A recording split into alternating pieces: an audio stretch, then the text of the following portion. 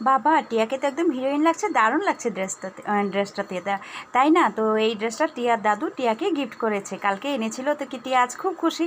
তো সকাল থেকে আমি টিয়াকে নিয়ে কালী মন্দিরে আসতে পারিনি, কারণ টিয়া তো সকালে উঠে স্কুলে চলে গেছিলো। তার জন্য আমি সন্ধ্যার সময় আমি টিয়াকে নিয়ে একটু চলে আসলাম কালী মন্দিরে। আর এখান থেকে ডাইরেক্ট চলে যাবে সে পড়তে। তো পড়া তো আর মিস করা যাবে না, তো এবার আর কেক কাটিনি টিয়ার জন্য।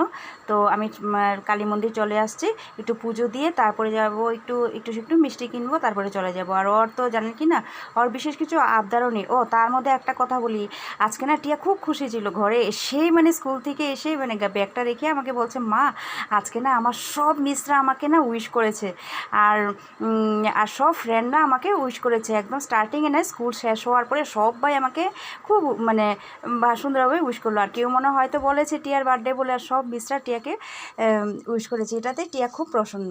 আর যাই হোক, এবার তো কেক কাটা